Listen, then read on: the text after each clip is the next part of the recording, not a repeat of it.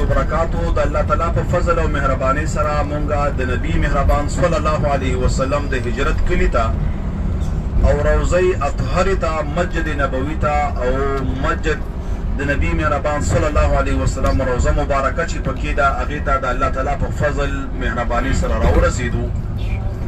درود او سلام به ډېر وایو او د نبی مهربان صلی الله علیه وسلم روضې مبارکې ته او مسجد نبوي ته چې کله داخلیږو نو که د مونځ ټیم و نو مونځ به وکړو، که د مانځه ټیم نه و نو بیا به 2 رکعاته تحیت المسجد وکړو او د باب السلام نه به داخل شو او دا شی الفاظ به وایو.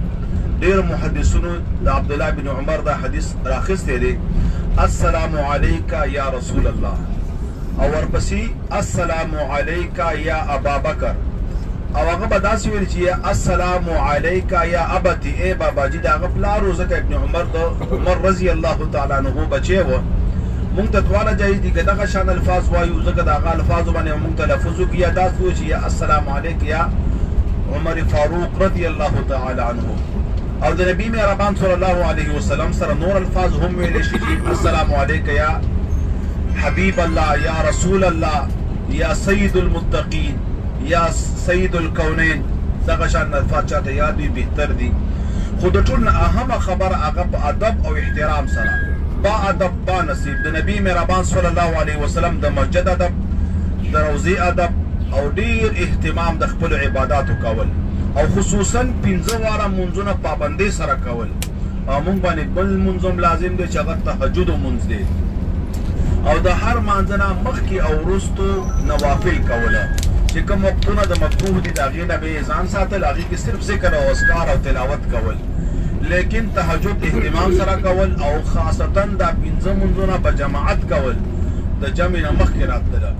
او هر چې بیا ریاض الجنه کې مونځ کول دي د هغې دپاره خپل طریقه کار دی.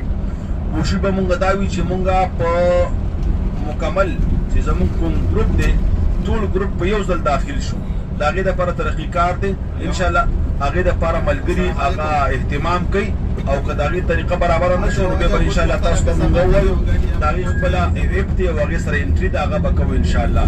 نو درود پاک بار بار وایي د نبی پاک علیه السلام په لارو کوڅو کې چې ګرځئ 2 کارونه هم کوئ، استغفار وایي یا الله که زما نه بېادبي شوي کمزوري شوي حق مې نه دی ادا کړی د عبادت یا الله بخښنه غواړم. او دویمه خبره درود پاک، اللهم صل علی محمد وعلى آل محمد كما صليت على إبراهيم وعلى آل إبراهيم إنك حميد مجيد. اللهم بارك على محمد وعلى آل محمد كما باركت على إبراهيم وعلى آل إبراهيم إنك حميد مجيد. آخرا کې بیا سلام وایم، السلام عليك يا رسول الله، السلام عليك يا حبيب الله، السلام عليك يا سيد، السلام عليك يا سيد المتقين يا سيد الكونين حبيب کردگار محمد مصطفى صلی الله علیه وسلم. او ورسره د نبی مهربان 2 یاران، ابو بکر صدیق غار یار او عمر فاروق د عدل او د انصاف یو غر. الله تعالی دی په دې ټولو باندې صلوات او سلام کی او الله تعالی دې موږ ته د نبی مهربان شفاعت را نصیب کی. دغه طریقه به ان شاء الله نور تربیت به تاسو ته مخکې کوو او مخکې نه به تاسو ته طریقې ښایو. اهمه خبره دا ده خپلو ځایونو ته لاړ شئ، خپلو سامانونو حفاظت وکړئ، خپل ملګري ځان سره محفوظ طریقې سره یوسئ، بیکونه د نه پاتې نه شي، خپل ځان صفا کوئ، غسل وکړئ، ښایسته جامې واچوئ، خوشبو ولګوئ او د جومات په طرف باندې ښه په اطمینان سره روان شئ او ښایسته مونځونه وکړئ او ښې دعاګانې وغواړئ. خصوصا هغه ملګرو ته چې موږ د دعاګانو وینا کړې ده، خپل بچي په دعاګانو کې یاد کړئ، خپل والدین په دعاګانو کې یاد کړئ او دغه شان خپل استادان په دعاګانو کې یاد کړئ او موږ هم په دعاګانو کې مه هېروئ. جزاک الله والسلام.